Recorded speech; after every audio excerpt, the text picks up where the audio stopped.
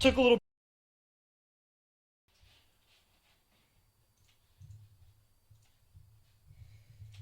You can see it turns into a way bigger production than people ever think it is, because I got the audio, I got the camera, I got all this shit going on. So you're talking about strongman. We were talking about like your ability to be able to link up with people. Yeah. I want to quickly breeze through this because I want to make sure we talk about some, because I'm genuinely interested in like the investing and stuff, because I know absolutely dog shit about that.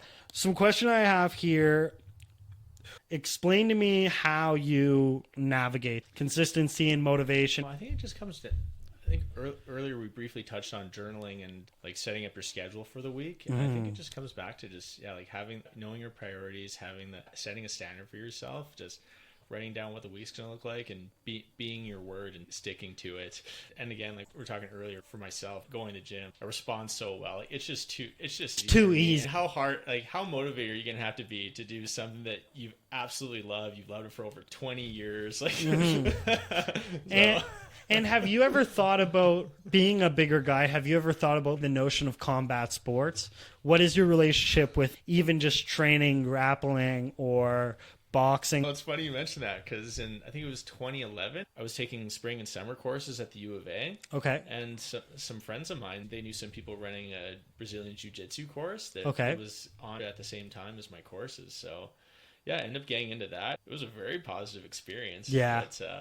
But definitely, I don't know if you can see, but I got very long arms and legs. And it was explained to me one of these. It was explained to me that in Brazilian Jiu-Jitsu, having that predisposition was a disadvantage, because you're literally giving your opponent to work with. Yeah. And I definitely, we had a really good crew. We got to learn a lot of cool moves and roll with the people in class. But yeah, I just had such I could watch someone lifting weights and get stronger. I just had such a genetic predisposition to strength sports. So I decided to focus more on that. And it's like, why shy away from it? You know what you're doing, like the methods and practice that you need. And there's only so many hours in a day. So there's only so much you can do. Where that's kind of stuff that I'm working with right now, where it's like, how much am I focusing on my passions? How much am I focusing on my physical health? How much am I focusing on maintaining relationships with people, maintaining relationships with my family? So it's always a grind, right? In terms of, you stay relatively healthy in terms of your nutrition and diet. Yeah. Yeah. And that's probably a big thing too. Like, I eat out way more than I should. So then getting to the gym and having bubble guts and all that type of stuff. Yeah. I go to the gym after doing a buffet. I learned that lesson years ago. Have there been any like recent personal records or like milestones that you achieved or are aiming to achieve this year? Oh, not really. Just generally getting better. Focus on music. We're actually doing a band practice on Wednesday with the guys. Nice. Want to get tighter on songs and eventually start playing some shows. And for training and whatnot, just been have a good routine that works with my schedule. It's convenient for me. And it just fits snugly. You know that you don't have any of these like worries, or like it comes to you naturally. So it's to then focus on all of these other things. You don't have that like looming all over you. Okay. Another thing, everybody that I talked to at work, they were like, yeah, you got to ask them about like the investing and like financial savviness. I think that's one of like your biggest claims to fame at especially like our workplace. A lot of people, they definitely praise you for it. It's funny when people don't understand something, how quickly they attribute it to like scamming, or you're finessing the system, or you just haven't learned finessing the system. That's I like that. You're not necessarily breaking any rules or approaches. You're just finding these very clever ways. You were saying about how you have, what was it? You would buy a $50 Petro card, because if you bought the Petro card and got gas, you would get 5 points on the gift card as opposed to getting the 1 point. Yeah, 2 points. What are some specific examples that you can share how you leverage credit card reward systems to your advantage? The main way I would use the credit cards is that I would look for credit cards that had really high sign-up bonuses relative to the minimum spend. One example I can think of in recent years is I was able to use the American Express Aeroplan card. At the time, the bonus was 75,000 Aeroplan points, and I only need to spend $3,000, which was over a 6 months period, which is very easy to do. Just everyday stuff, gasoline, groceries, not hard to hit. I end up hitting that $3,000 fairly quickly, and a few months later, I ended up planning a trip to Buenos Aires, Argentina. Yeah. And I went on the Aeroplan website, and it was 78. Yeah, it was 78,000 Aeroplan points to go there and back, and that one card basically took care of the whole thing. And I'm not going out buying stuff that I don't need, and I'm using money that I have. Yeah, exactly. Yeah, and I'm using it. I can't stress this enough. With any of these cards, you want to use them as a debit card. Have the money there ready to go. And just pay. If you're paying interest on it, that will negate the bonus. The interest is so high that it's like 20, whatever 30%, and whatever you're getting back in the rewards as soon as you get hit with your first fucking interest. Yeah, you're like, okay, thanks for coming out. Yeah. No, and that's very smart. And like, when I was young, like I signed up for a Visa card. It was like $500, and one of the biggest things that I found with the credit cards was like the balance protectors and stuff, where like they're like, in case you die, like we'll cover your payments, blah blah blah blah blah. But they don't tell you that it's not like a fixed rate. It's not $20 a month or whatever it is. It's a percentage on the balance that you have. So now I have 20% interest in a fucking 9% balance or whatever the fuck it is, right? The power of compound interest. So going with that, what would you say your like top 3 common mistakes would be that you would say with owning credit cards? Yeah, not paying it off at the end of the month.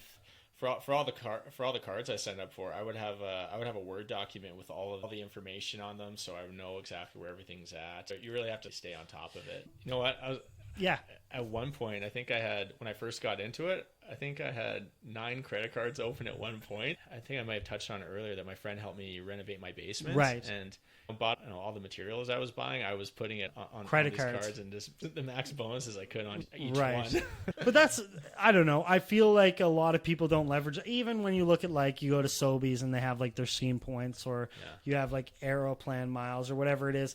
I think that even for me, like I go to Tim's all the time, but I don't have a Tim's, like I don't have the rewards card. And I'm like, man, like what, like how much money have I lost? Having the right strategies and just having the right temperament for it. I think I had mentioned at one point that I was always a very good math student, and that kind of stuff.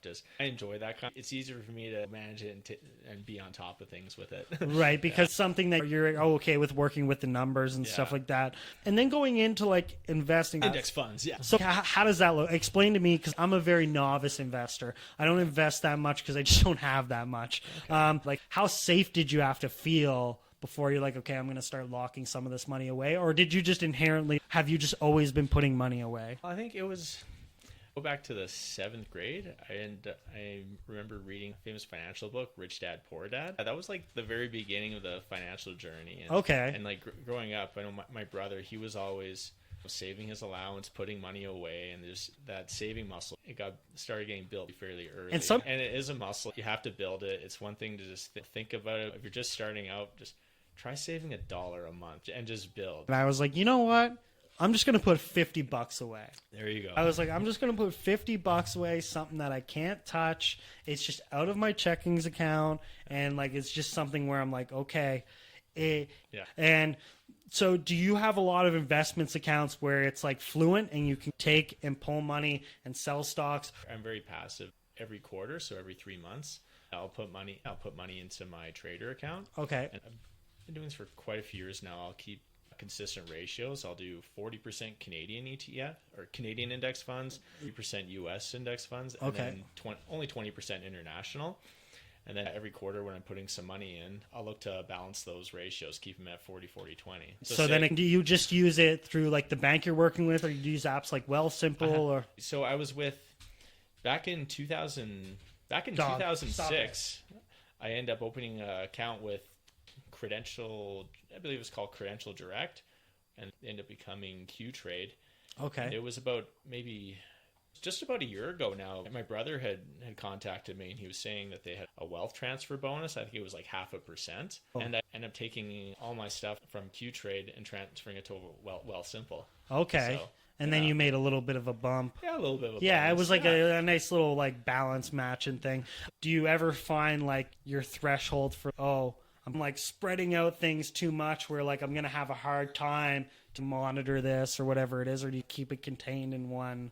Yeah, like I said, I'm fairly passive with it. I'll never really look at it. Every quarter, I'll see where it's at, where I need to add, just to keep that balance. But And then I know people that they trade individual stocks. Or like day trading. Yeah, spending up to a few hours a day on that. For me, that just doesn't work for me. That's time I could be at the gym. I could be learning, doing my so stuff. much else on the go. Yeah, so that's why I like that investing strategy. Well, and I think it comes back to the notion of you're not putting yourself in a position where there's any stress looming over you, right? Where it's like people they go buy a couch and they put $1,500 on their credit card or whatever it is. And then it's okay now until they pay that off.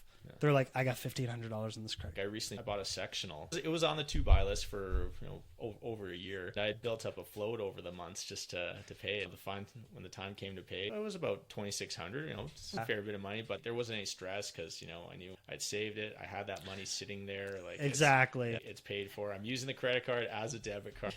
Do you find that informs your mental health a bit? I think money is one of the leading. For me, I take on a lot of, and I'm very not give a shit about money comes and goes. If I cared more about money, given the financial situation I'm in, I'd be like a shell of myself. I'd be like, what the fuck's going on? I got to work all this overtime.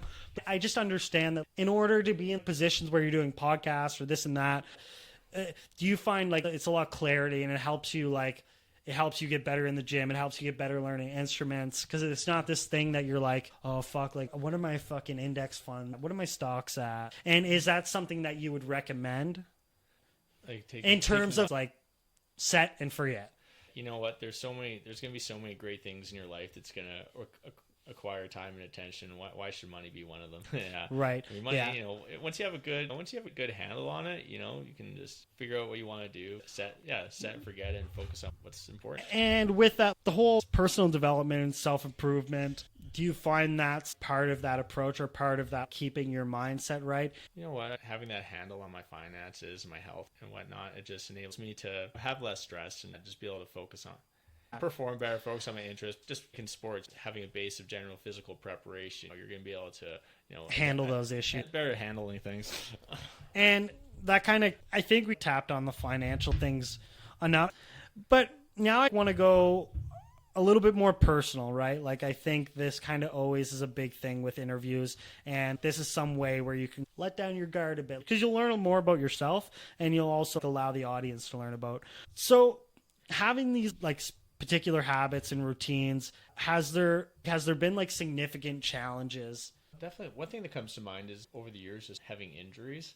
I remember one time I was working at the U of A and we were talking about how if a regular person has some kind of injury, it will take them so much time to recover. But if an experienced athlete has an injury, they have that sports background, that training background, and allows them to faster. Mm-hmm. So, yeah. No, that makes a lot of sense. And in terms of social situations, how do you navigate social situations, especially bigger social situations? Navigate bigger social situations. I find I'm not good around crowds. If it's a big crowd, I'm just I can do it and I can talk to people and mingle. Yeah. But any moment where you want to go, I'm right now. Yeah, I definitely enjoy going. Definitely keeping the group smaller. If I go out, maybe one, 2, 3 friends tops. Yeah, keeping it. You're going out as a huge group, and certain events like my friend's wedding recently. I was one of the groomsmen, and I probably went around and met everybody at the wedding. Yeah, but just going out. Yeah, just maybe a friend or two. Keep it small. Enjoy each other's company and just enjoy the surroundings too. Kind of keep to ourselves. Fair. Given all of the personal things you have going on, do you think that it's almost like a positive that you're single because you have all this time freed up? And do you think you would be able to still have time to do that? With anything, priorities are always changing. I have to make decisions on things. Mm-hmm. I know in the past few years, if I have the option to go on a date or a band practice, it's the band practice. I'm pretty well the same way where it's if I have the opportunity to interview someone as opposed to go on a date with a chick that I've never met before, I'm going to go with the priority of it's more important to make sure I get these interviews done and hone my skills. I had a first date last year and it was the best first date I've ever had. We started out at a coffee shop, and we ended up being right where I lived, and we ended up making the trip over to my house. The girl, she actually didn't even know that I had played music. I gave her a tour of the house and showed her the music room. Slapping the strings. Music room? What's this? And yeah, I remember, ended up getting just play a bunch of songs for her. We had a lot of fun. I remember one song that stood out, it was Burned by The Cure. Okay. And there's a music video, and it's just clips from that old Brandon Lee movie, The Crow, from back in 1994. And, right. Yeah, and most of the clips were just action elements from the movie, but towards the end, there were some romantic elements. That definitely sparked something. Yeah? Yeah. Good. Yeah. And what happened? We did that for a while. It was around dinner time. Hey, do you want to stay for dinner? Like, I just prepped a bunch of stuff yesterday. And she, oh, yeah, sure. And then had dinner, enjoyed each other's company. I ended up telling her, like, one thing I learned being an athlete was that after eating, it's good to do about a 10-minute walk. And we ended up going on a walk through the neighborhood. She really enjoyed that. And when we got back, we were just having so much fun. It was Tuesday, and I live fairly close to the Cineplex. We all know about the Cheap Gym. Yeah, the Cheap Tuesdays. We get back to the place, and I say, hey, like, why don't we go? Oh, it's Tuesday. Why don't we go see a movie? Mm-hmm. That movie, I think we saw 65. That was on. I'm like, oh, do you want to see this? Yeah, sure. It's like, well, it starts at whatever time it started at. I had about an hour and a half. And it starts at about an hour and a half. What do you want to do? We just look at each other, and we just start getting it on. Yeah, there you go. Perfect. The chemistry is just there. We're just enjoying each other's company so much. And so, do you find like you're at a position now where that's even something you're like, is a serious relationship? Because this is something I juggle with all the time, where I say, yeah, I go on these dates and everything's great, and I go, do I even want to, like, am I like just doing it because it's something I know I need to do? Or am I even in the stage of life where some people just go, I have so much left of being single and like getting to the skill levels that I need to get at these like personal areas where I'm just not really ready to give up on myself yet to give you part of me. Do you think that's something you struggle with, or are you like at the age now where you're like, yeah, I'd like to settle down with someone? Fortunately, my cousin, he's married now, and they have two little ones, and that took a lot of pressure off my brother and I. So now they just focus on that. But yeah, it's definitely something I want. Yeah, I definitely feel like now that I'm older, like I'm 37 now, and you get the odd person be like, oh, why aren't you married yet? Like, why don't you have kids yet? And it's funny. I was telling you about the Bill Maher interview that he was interviewing Bobby Lee. Yeah. You know who Bobby Lee is? Bobby Lee. He, the small Asian dude, he was on like Mad TV. He does like all these different podcasts. He's like a stand-up comedian. Okay. Anyways, so he was talking about that, and they're both like, I think Bobby Lee's 57 and this guy's 62. And they talked about the fact that they've never been married. They've never had kids. Yeah. And I wonder if I'm going to go down the same route. And they talked about the fact that they were comedians and they were always on the road, and like their job's so dynamic that it was just one of those things that like it was a very hard thing to maintain because. Yeah, absolutely. But then you also say, well, if you wanted it bad enough, you'd do it. But so there's a lot of comedians. Exactly. Yeah. So. Oh, I don't know.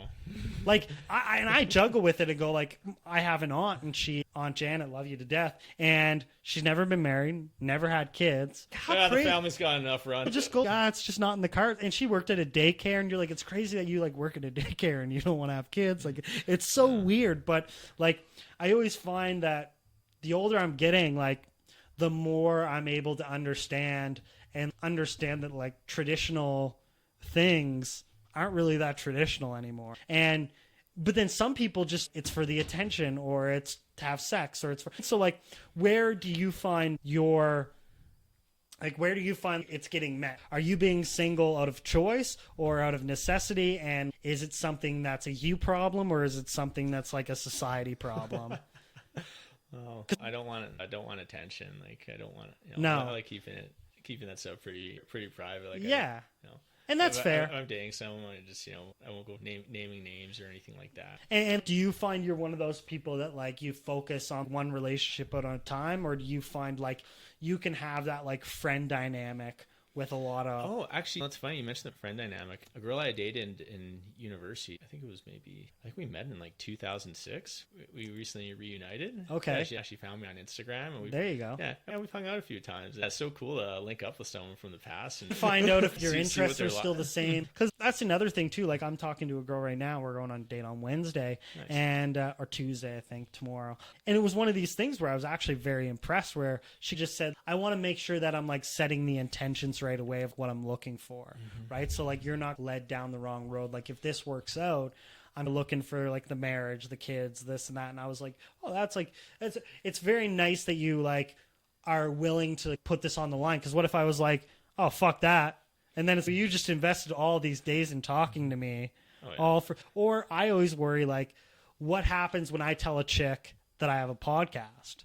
And then they go watch the videos. Talk about our relationship. Yeah, right. And then on top of that, like, what if she sees an interview with someone where I'm a little crass or I'm a little more jokey or I get too buzzed up or whatever, and then it's, oh, I don't like that. It's very interesting where I'm ultra transparent, and that's usually to a fault.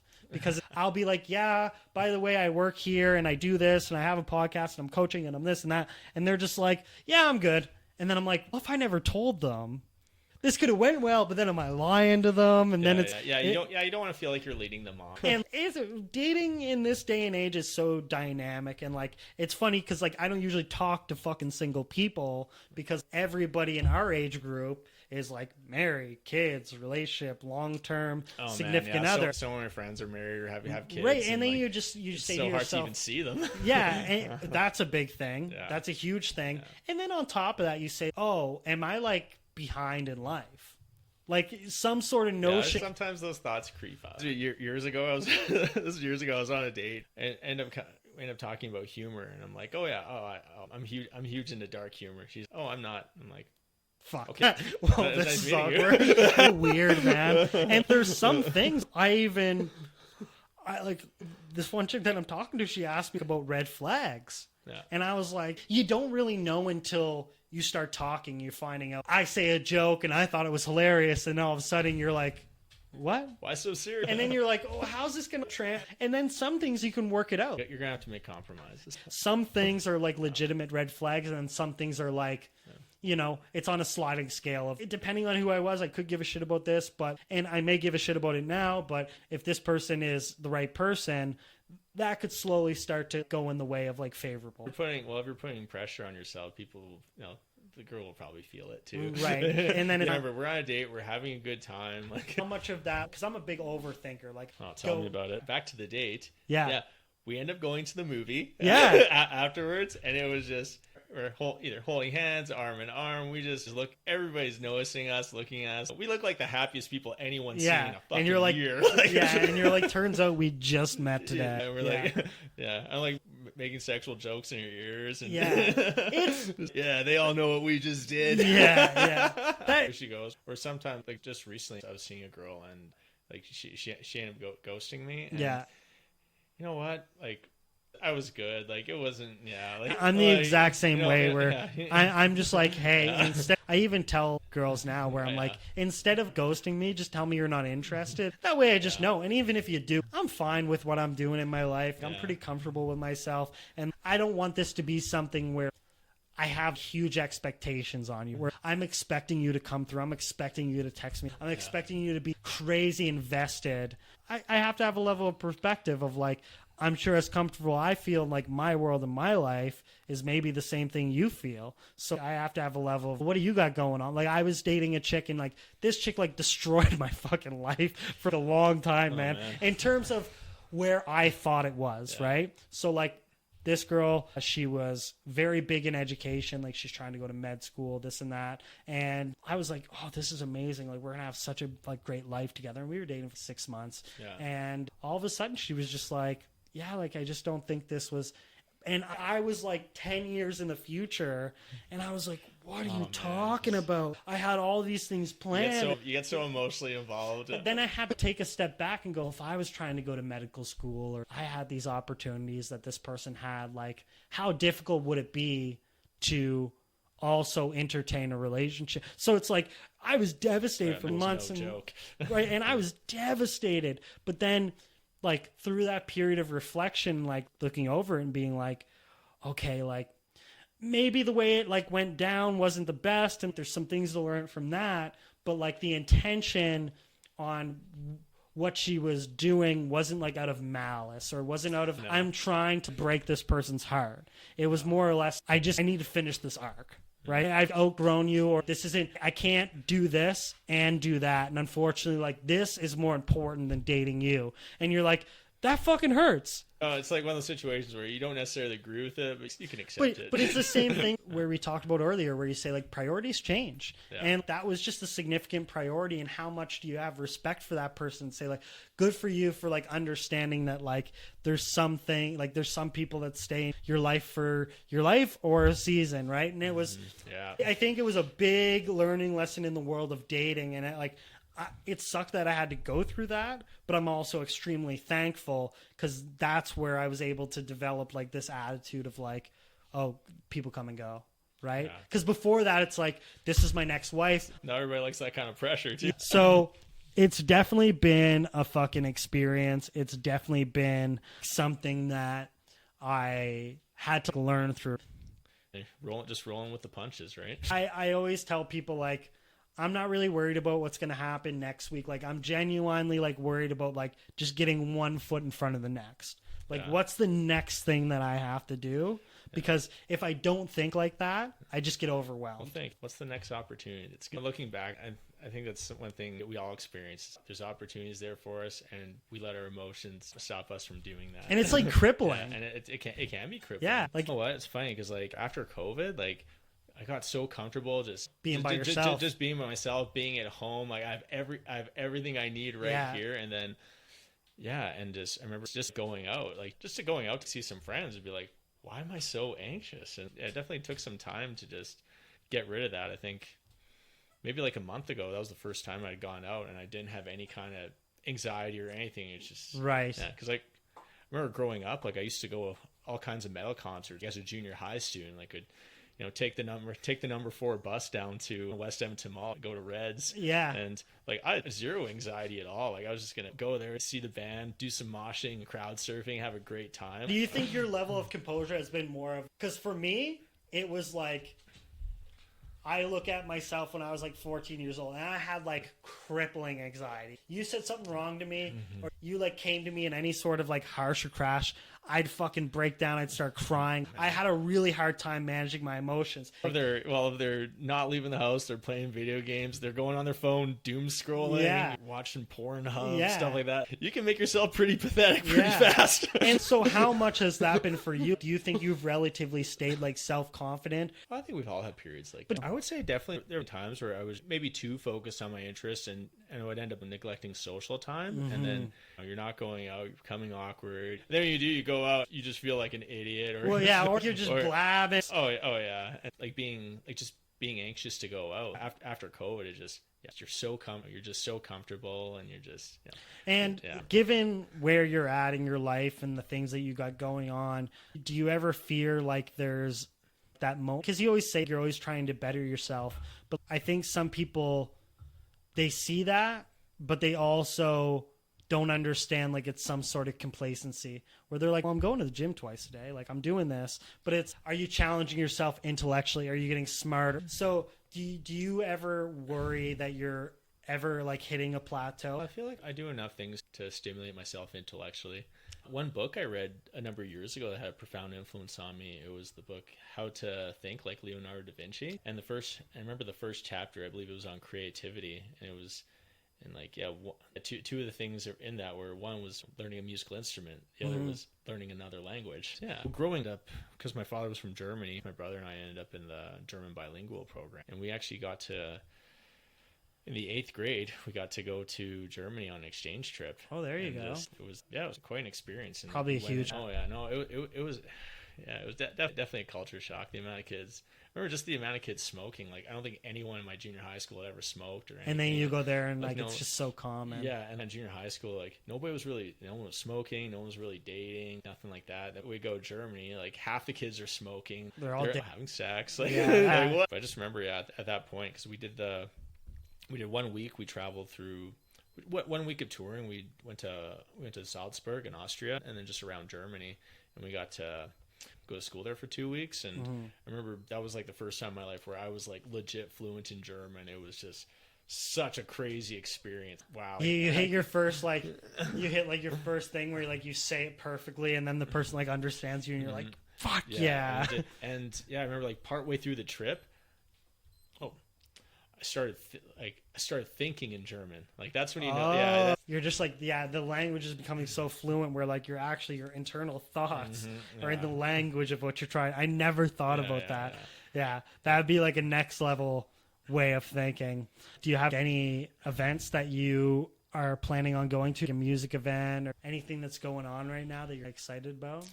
Well, earlier this year there was a lot of bands that I liked had come, but right now there's not so much, not any bands coming that I want to see. But again, like trying to be consistent as we can with the band practices, and we're hoping to get that going. And rather than just sit back and watching a show, actually be playing. Yeah, that would be really cool. That'd be really cool. So the questions I want to ask is, if you were to have a conversation with your younger self, what would be some of the advice that you would be telling your younger self? In terms of what you know now, you're talking to your 17-year-old self.